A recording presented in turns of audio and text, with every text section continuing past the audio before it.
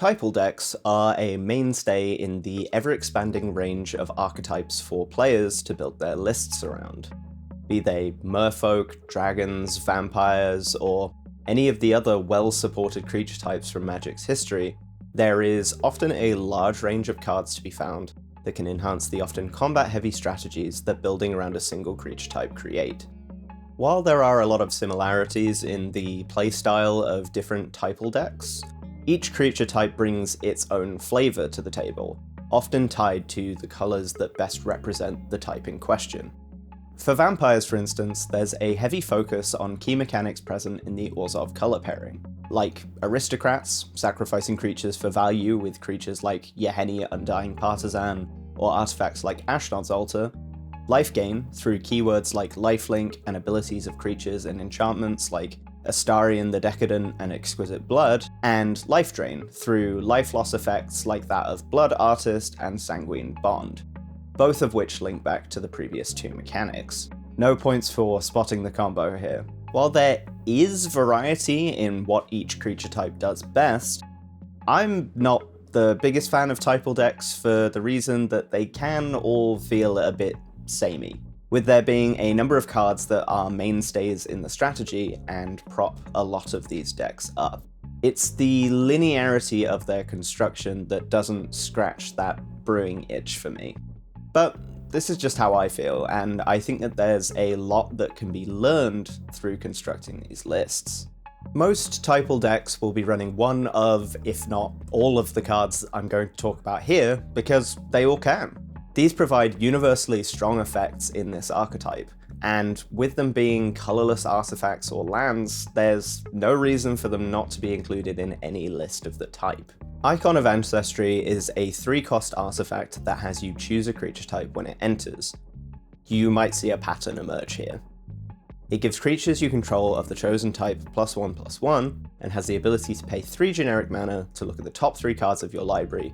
then reveal a creature card of the chosen type from among them and put it into your hand, putting the rest on the bottom of your library in a random order. Icon of Ancestry provides us a specific card draw effect to continue growing our Kindred army, and if you're running the 25 to 35 creatures of your chosen type that is typical of these lists, then the odds of hitting at least one with this ability are pretty high.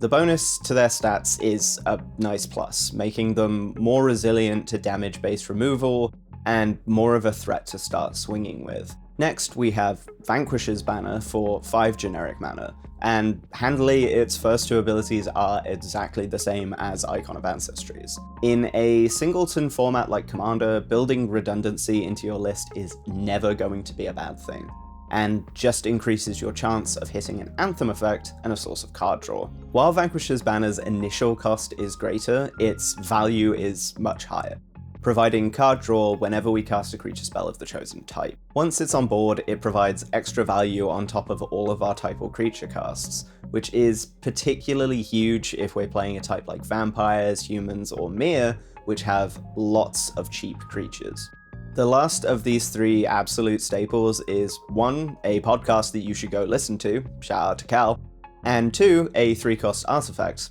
Herald's Horn. Once again, when it enters, we're choosing a creature type, but instead of an Anthem effect, all of our creature spells of the chosen type cost 1 generic mana less to cast. We're again being provided a form of Typal card draw, with it having us look at the top card of our library at the beginning of our upkeep, and allowing us to reveal it and put it into our hand if it's a creature card of the chosen type. The cost reduction Herald's Horn provides is where it really shines though, as accelerating the rate at which we can cast our creatures will help us flood the board, as well as get the more expensive creatures in our chosen type out that much faster. Lost Caverns of Ixalan stayed true to the original design of the sets on this plane, carrying a heavy focus on Typal mechanics. With it came a card that instantly became a staple in Commander, skyrocketing in price to over £20, and appearing, at time of recording, in over 90,000 decks, around 9% of all decks on EDH Rec. Appearing in my 9th Doctor Clara Oswald list for the purpose of just 1 trigger, showing how universally applicable it is, Roaming Throne is a 4/4 artifact creature golem for 4 generic, It has Ward 2, topical, and has you choose a creature type when it enters. Roaming Throne becomes the chosen type in addition to its other types, and has the ability that if a triggered ability of another creature of the chosen type you control would trigger, it triggers an additional time. The potential of this card is a little bit wild. When you look at just how strong triggered abilities can be, the idea of them triggering an additional time every time can be downright nightmarish. Take Huckball of the Surging Soul, for instance. With Roaming Throne out, each of your merfolk explore twice, netting you a massive amount of +1/+1 counters, and whenever Huckball attacks, you may put a land card from your hand onto the battlefield, or draw a card, twice each turn. While there is every reason for you to run this in every Typal deck, and really any deck where you care about your commander's triggered abilities, it can take these lists into some pretty bonkers territory. So I'd advise exercising a little restraint, or at least taking the style of EDH your playgroup favors into account. If winning is the agreed objective, happy triggering, my friends. To round off this collection of universal staples for Typal decks, we've got 3 lands: Unclaimed Territory, Secluded Courtyard, and Cavern of Souls, which is expensive. They all enter untapped, and have you choose a creature type when they enter, as well as tapping for 1 generic mana. Unclaimed Territory can tap for a mana of any color that can be spent only to cast creature spells of the chosen type. Secluded Courtyard does the same, but the mana produced can also be used to activate abilities of creatures of the chosen type. And Cavern of Souls does the same as Unclaimed Territory again, with the added benefit of making the creature spell you cast with this mana unable to be countered. Any number, or all of these cards have a home in every Typal deck, providing universal benefits for any list in the archetype, regardless of the creature type you've chosen. And while we're on the subject of universal fits for Typal decks, it'd be a shame to leave out Morophon the Boundless. Truly the one-fits-all commander for Typal lists, Morophon is a 6/6 shapeshifter for 7 generic. It gives you access to every color in the command zone, and has the ability Changeling, making it every creature type, and allowing it to benefit from all of our previously mentioned cards, regardless of the creature type that you're building around. Again, we're choosing a creature type as it enters the battlefield, for which it decreases the cost of spells of the chosen type by WUBRG. This reduction does only apply to the colored mana we pay, but for multicolored creatures this effect can be huge, not to mention making all of our Typal casts free if we also have Joda, Archmage Eternal, or Fist of Suns out. On top of this, we get a +1/+1 bonus to creatures of the chosen type. Yes, 7 is expensive for a commander, but the flexibility Morophon can provide should definitely be considered if you're wanting to expand the color palette of your Typal list. The fact that there is such strong support for this archetype makes it a great starting place for beginner brewers, helping to reduce the decision-making required for players taking their first steps into making their own commander decks from scratch. This package of cards acts as a great starting point, and after factoring in another 34 or so lands, one of which will no doubt be Command Tower, as well as staples like Sol Ring, Arcane Signet, and Commander Sphere, the amount of decisions that need to be made to get a working Typal deck off the ground is reduced, which is a great simplification in what can otherwise be quite a daunting process. Take into account that on top of this, that it's likely that 30 or so cards are going to be creatures in the chosen color identity with the chosen type, and suddenly the time needed to create a working deck from scratch is massively shortened. A huge plus in a format where it is so easy to spend months agonizing over your first original list after getting into the format through precons or borrowing others' decks. And speaking of borrowing others' decks, Typal decks are often one of the first things I recommend or lend to new players when they're trying to learn Magic. I don't disagree that Commander is perhaps not the easiest format to get your head around when you're new, and that 40 and 60 card formats are an easier environment to get a better grasp of the rules, But if someone comes through the doors of the LGS curious about the game on Commander Night, I'm not gonna turn them away because they haven't yet done the tutorials on Arena or tried something like Jumpstart. I've personally found that lending the Commander Masters Precon Sliver Swarm to new players has been largely successful in giving them a starting point for learning the game. While I'm not going to tell them to buy a £80 to £100 Precon as their first deck,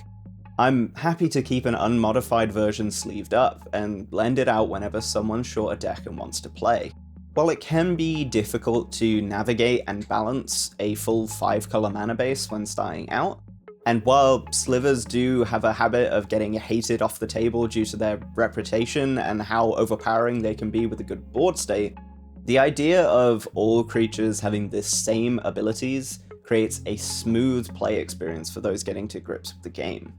I think providing new players with decks that have a simple and powerful line of play is a great way to get them started with Magic,